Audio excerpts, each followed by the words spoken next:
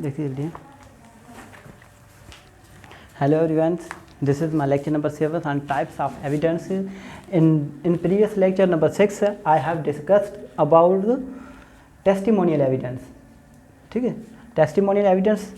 Then in this lecture, in lecture number 7, I am going to discuss about physical evidence, that how many types of physical evidence and what are the physical evidence and what are the types of the tangible things. For example physical evidence हमारे पास कौन से होते हैं, जो physical evidence के अंदर हम one by one पढ़ेंगे हमारे पास कितने टाइप्स हैं. नंबर 1 डिस्कस करने जा रहे हैं रियल एविडेंस. हमारे पास रियल एविडेंस कौन से होते हैं. कैन बी एनी ऑब्जेक्ट और material relevant in a crime. ठीक है, कोई भी चीज़ ऑब्जेक्ट हो या फिर कोई material relevant in a crime, कोई भी क्राइम हुआ हो. फॉर एग्जांपल हमारे पास कोई मर्डर हुआ हो. ठीक है,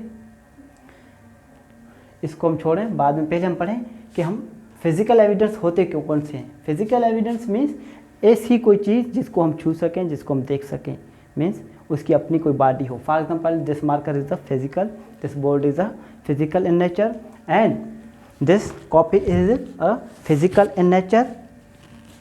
फिजिकल इन नेचर एंड हमारे पास अब हम पढ़ रहे हैं कि हमारे पास रियल एविडेंस कौन से हैं. फिजिकल एविडेंस पढ़ रहे हैं, इससे पहले हम पढ़े थे टेस्टिमोनियल. टेस्टिमोनियल मीन्स कोई एक गवाह आकर गवाही दे तो फिर वो हमारे पास टेस्टिमोनियल. और फिजिकल एविडेंस वो चीज़ कोई भी ऑब्जेक्ट हो या फिर कोई रेलिवेंट मटेरियल हो, कोई भी चीज़ मटेरियल हो.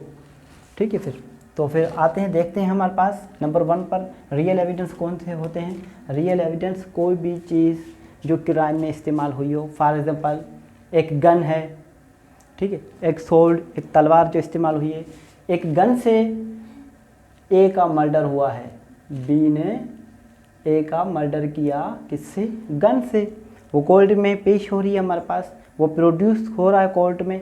और हमारे पास अगर ए ने बी का मर्डर जो है एक तलवार से किया है, जो कोर्ट में पेश की जा रही है, प्रोड्यूस कर रहे हैं, तो फिर वो हमारे पास वो भी एक ऑब्जेक्ट है या वो मटेरियल थिंग्स है.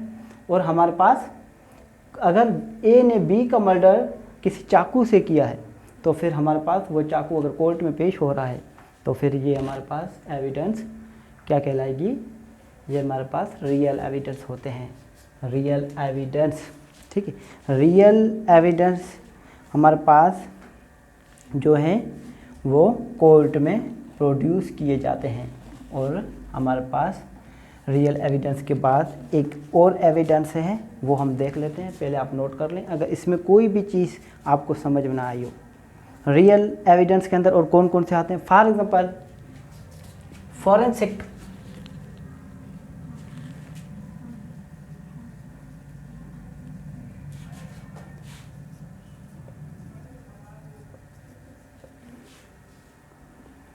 हमारे पास जो फॉरेंसिक साइंटिस्ट होते हैं वो हमारे पास अगर किसी fingerprint,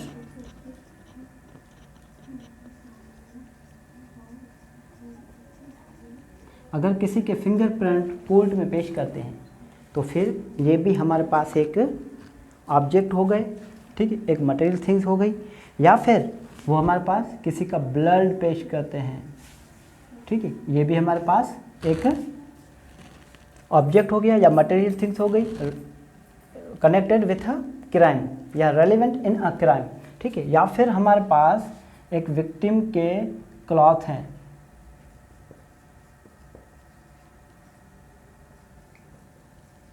victim clothes with blood,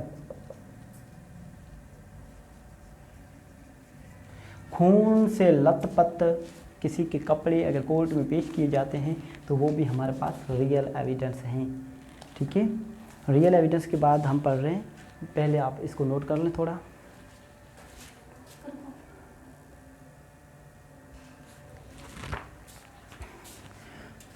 physical evidence के अंदर हम सेकंड वन जो पढ़ रहे हैं documentary evidence. Documentary evidence which produce before court. हमारे पास all types of evidence of physical evidence which produce before court.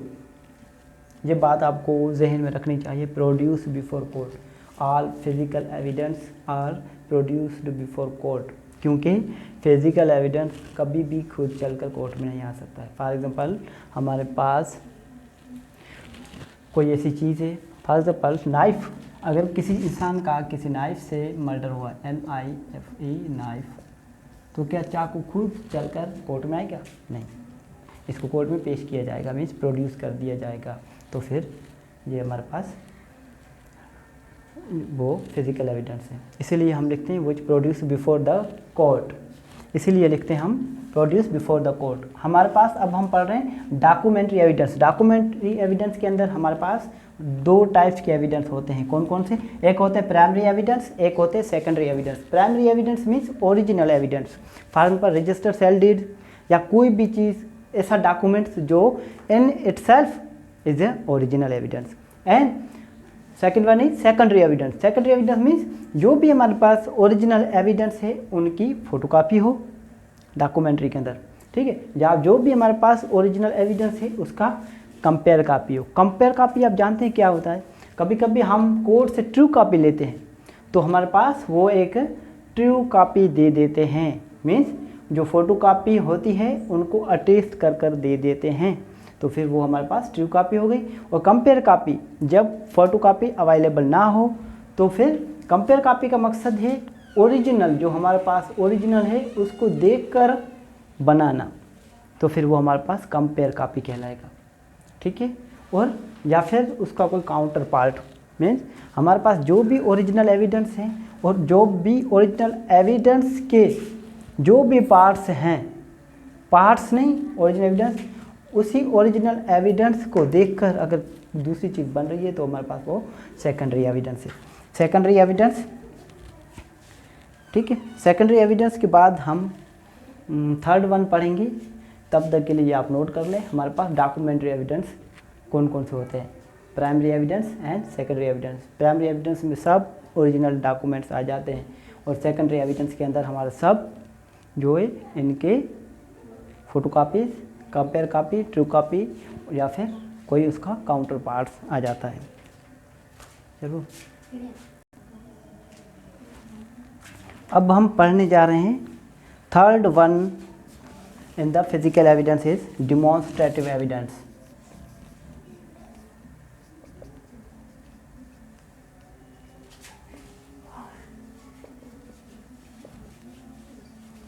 Demonstrative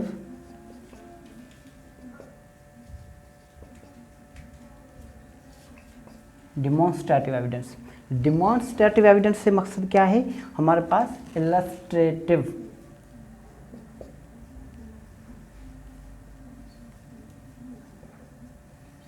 अब इलस्ट्रेटिव क्या है? मीन्स वजाहती, किसी चीज़ को आके एक्सप्लेन करना कोर्ट के अंदर, किसी चीज़ को आकर एग्जिबिट करना या फिर किसी चीज़ को आकर रिप्रेजेंट करना कोर्ट के अंदर, तो वो हमारे पास कहलाएंगे डिमॉन्स्ट्रेटिव एविडेंस। डिमॉन्स्ट्रेटिव एविडेंस क्या होते हैं? एग्जिबिट या फिर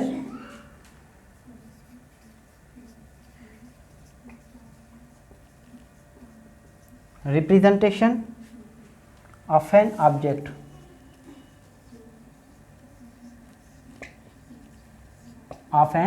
ऑब्जेक्ट।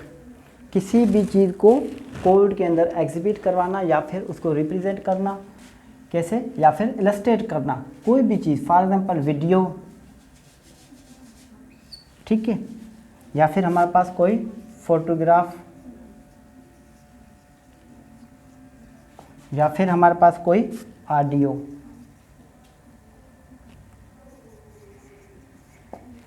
अब हम डिमॉन्स्ट्रेटिव एविडेंस को कैसे, फॉर एग्जांपल हमारे पास कोई एविडेंस है, कोई वीडियो है, कोई वीडियो एक विटनेस लाकर पेश कर रहा है, विटनेस लाकर पेश कर रहा है, पर वीडियो तो एक, ये खुद ही एक एविडेंस है। अगर कोई विटनेस कोई फोटोग्राफ पेश कर रहा है तो फिर विटनेस उस फोटोग्राफ को क्या करेगा? सिर्फ रिप्रेजेंट करेगा, वीडियो को सिर्फ क्या करेगा? रिप्रेजेंट करेगा, ऑडियो को क्या करेगा? सिर्फ रिप्रेजेंट करेगा। या फिर कोई भी any object, gun, sword, knife या एनीथिंग, कोई भी चीज़ अगर आप उसको लेकर आएँ और उसको आप एग्जिबिट कर रहे हैं तो फिर ये खुद वो टेस्टिमोनियल एविडेंस नहीं कहलाएंगे, क्योंकि ये कोई चीज़ है जिसको कोर्ट में प्रोड्यूस कर दिया जा रहा है, produce before court.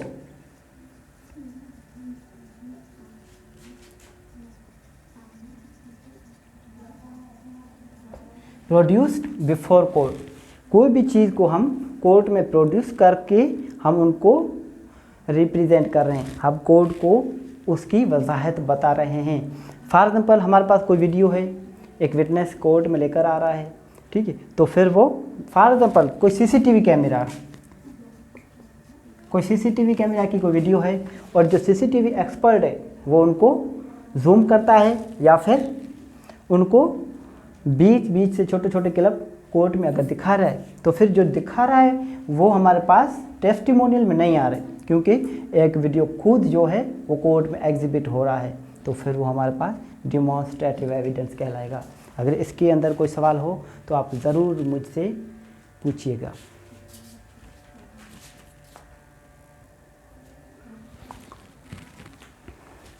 In the physical evidence the fourth one is individual physical evidence. Individual physical evidence means कोई भी एक एविडेंस पेश किया जाए, कोई भी एक ऑब्जेक्ट पेश किया जाए। फॉर एग्जांपल हमारे पास अगर कोई क्राइम हुआ है, किसी का मर्डर हुआ है,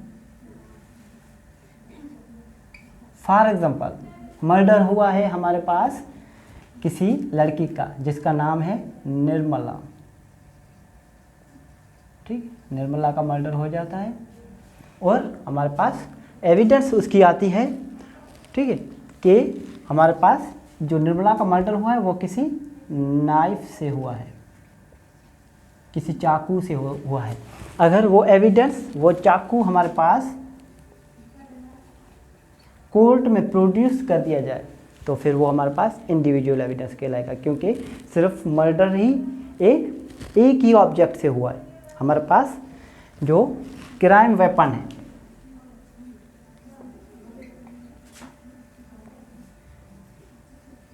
हमारे पास क्राइम वेपन सिर्फ एंड सिर्फ एक ही है, ठीक है। और हमारे पास क्लास फिजिकल एविडेंस।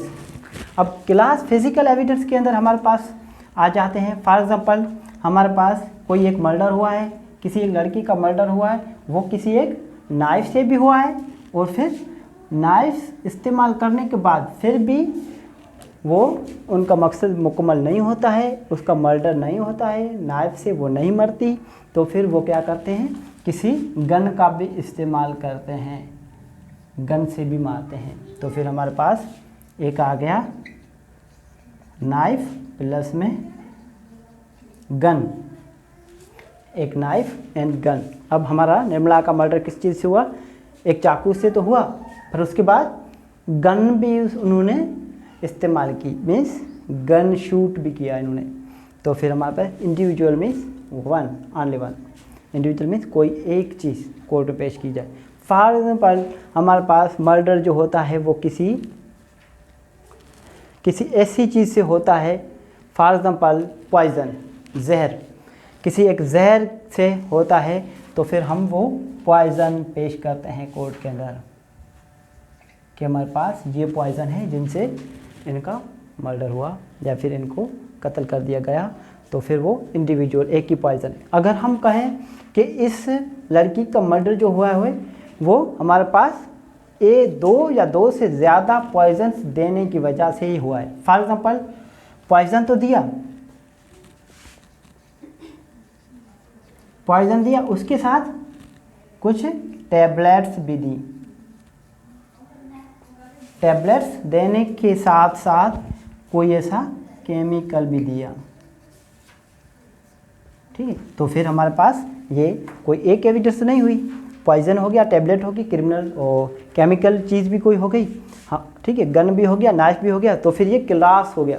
मीन्स दो एक से ज़्यादा हमारे पास कोई ऑब्जेक्ट किसी क्राइम में पेश हो रहे हैं, तो वो फिर हमारे पास क्लास फिजिकल एविडेंस कहलाएंगे। और किसी भी मर्डर या किसी भी ट्रायल या किसी भी केस के अंदर कोई एक ऑब्जेक्ट पेश हो रहा है, किसी भी एविडेंस, किसी फैक्ट या किसी स्टेटमेंट को प्रूव करने के लिए, तो फिर हमारे पास वो इंडिविजुअल एविडेंस कहलाएगा।